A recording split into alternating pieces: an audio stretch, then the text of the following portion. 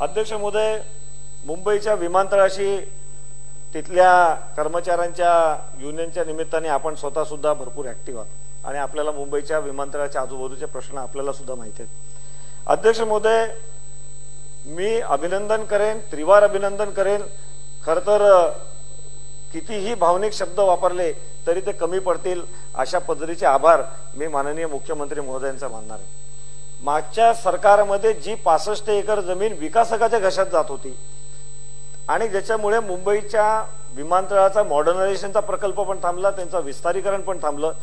जोपर्यंत झोपडपट्टीचं पुनर्वसन होणार नाही तोपर्यंत मुंबईच्या विमानतळाचा विकास सुद्धा होणार नाही आणि मुंबईच्या विमानतळावरील झोपडपट्टीवासियांना माहुलला टाकायचं आणि रिकामी झालेल्या जमिनीपैकी 65 एकर जमीन विकासकाला द्यायची, हे जे तात्कालीन शासनाचं धोरण होतं ते आपण बदललं आणि माननीय मुख्यमंत्री महोदयांच्या पुढाकारामुळेच या 65 एकर जमिनीवर आता विमानतळाच्या झोपडपट्टीवासियांची इन सिटू म्हणजे त्याच जमिनीवर पुनर्वसन होण्याचा निर्णय घेतलेला आहे। परंतु या संदर्भातला एमओयू होण्याची आवश्यकता आहे आणि या एमओयू मध्ये सिव्हिल एव्हिएशनची एअरपोर्ट अथॉरिटीची लोक येण्याची आवश्यकता आहे।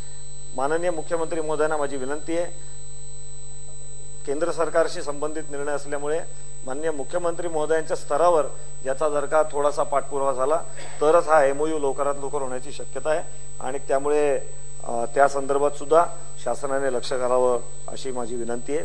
अध्यक्ष